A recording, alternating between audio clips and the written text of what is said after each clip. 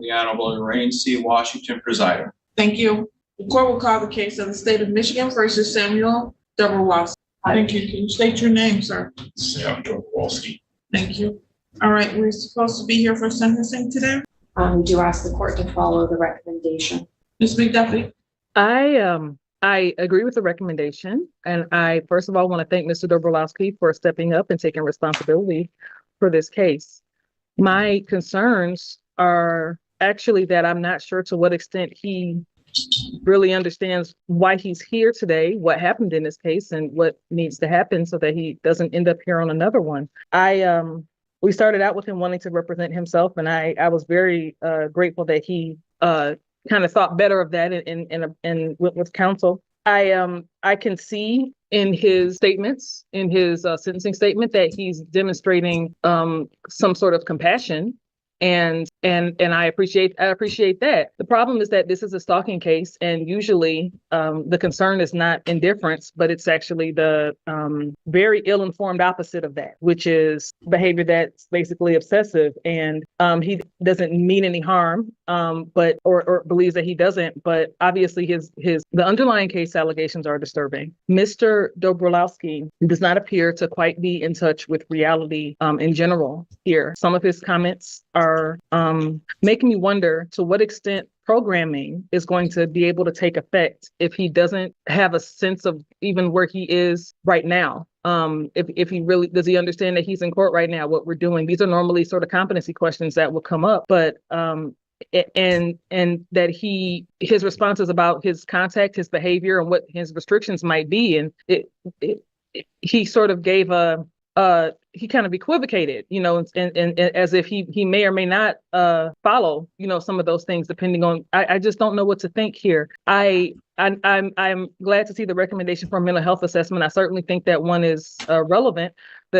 This case is older, and the history that I have is older. I don't have updated information on anything that may have been going on with him in the past few years while this original event happened. I hope that he cooperates to the extent that he can. It's difficult. It's the tricky part about a situation like this. It's kind of difficult to ask somebody to cooperate with an assessment when they may not have a good sense of themselves and where they are in the world to even be able to do that. I think that he can, based on what I've seen. I just hope that he's willing to. That's all I can say. Thank you. Is there anything else you want to say on behalf of your client? Because I have the same concerns. Absolutely, Your Honor. And I am stepping in for Mr. Lebo. So unfortunately, I don't have quite the same background here as Mr. Lebo may have. But I think the recommendation is fitting, and I certainly hope also that the assessment will be helpful, and I think we'll learn more as he goes through probation. I hope that it will be helpful. Thank you. Mr. Dobrowolski, sir. So first of all, I'm just gonna be direct because that's who I am. It says in here that you believe that you're in heaven? Yes, me and my people get to heaven now. You and your people get to heaven now? What does that mean? It has something to do with the saints. The saints are not understood, appreciated. People have been smeared. Me and my people say that I'm not aware of my surroundings. I'm very aware of my surroundings. Okay. You say you're very aware of your surroundings. I think I'm very misunderstood by the system. Everybody involved here. You're very misunderstood by the system? In what way? Oh my God. I'm actually scared of this guy. This is A-grade creeper, dude. Stigma and bias against people with schizophrenia, and instead of embracing schizophrenia, can you speak up just a little bit for me? Instead of embracing schizophrenia, which I think people trapped in the system should do, they treat it as like a disease, and I know that it is getting to heaven now. Oh, that's how you see schizophrenia? Point of view, you're not going to understand that. I understand and respect your point of view, but jeez, when they have that on that label, do not stop taking this medication, they were meaning this guy. This is like the meaning of my life, to stand up for these people and myself. I see. Okay. Let's say I accept your point of view as your truth, right? Having that understanding, though, brings me some concerns, but that's not why we're here right now. Particularly, we're here because of the stalking piece. So then I have to ask you whether you're going to follow my orders if I say no contact with her.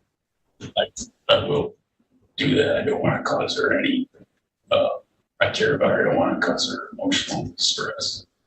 And you understand that that's what you do when you have contact? That's what this has been allegedly said.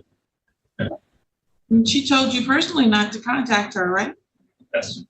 So if she tells you that, then those are her emotions, her feelings. You told me you could respect my opinions, right?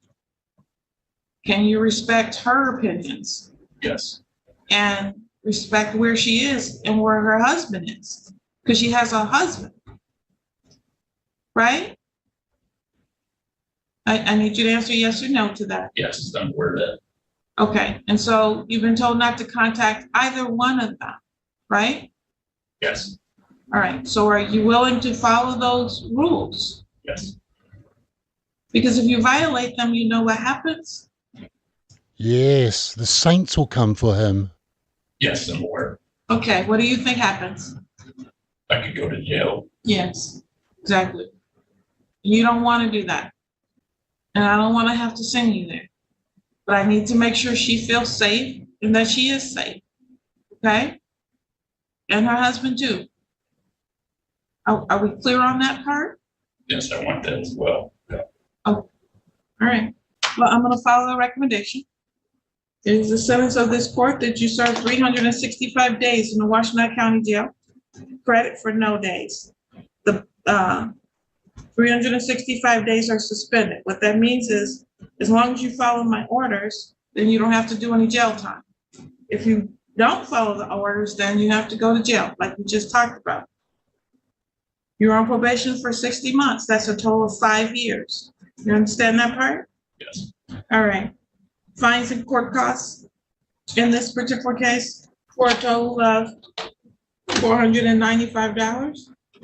You're to meet with probation when and where directed, including any and all home visits, weekly phone reports, and probation group meetings.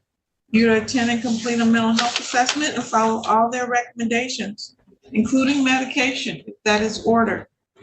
You're to attend and complete the batter's intervention assessment and mental health assessment and treatment if deemed appropriate. You're restricted from having any alcoholic beverages in your home. You're to submit to, pay, and be responsible for random drug and alcohol tests as requested by the court, probation, or any treatment provider. You're to provide monthly verification of compliance with all of these conditions. To do that, you have to go online and fill out a form. It's called a probation report form. You have to do that every month, okay? Is that a yes? I have to have you answer out loud. Okay. And your attend court reviews as ordered by the court and provide proof of compliance of all of your probation conditions. You're to make earnest efforts to maintain legitimate employment. I see you're employed, so please keep that up. You're not to engage in any social media contact with the victim in this case. No assaultive or threatening behavior towards her whatsoever. No contact with her. No going to her place of residence or place of employment. No contact with her husband. No use or possession of alcohol, marijuana, illegal drugs, drug paraphernalia. No being in the presence of anyone using those, or firearm components, ammunition, or other dangerous weapons, and no being in the company of anyone carrying those or using those. I'm going to see you here in about 30 days. That's going to put us on September 23rd. I'll do this via Zoom. But do you use Zoom, sir, or you only do in person? I prefer in person. I had trouble with the camera the first time. Okay. All right. Then we'll make it 11 in person, okay? But we'll see you back here on September 23rd, okay, sir? Okay. All right, thank you. And this is why people need guns. Well, here's my thoughts, Mr. Mays. You're not going home today. That's not happening. You're not going to walk out of here today. There will not be another opportunity. But you will not get this opportunity again. Do you understand? One missed meeting We're not going to do 2 or 3 missed meetings. We're not going to get to absconder status again. You miss a meeting, I want to hear about it in an administrative hearing. There's going to be a motion to revoke and you're going to go to jail.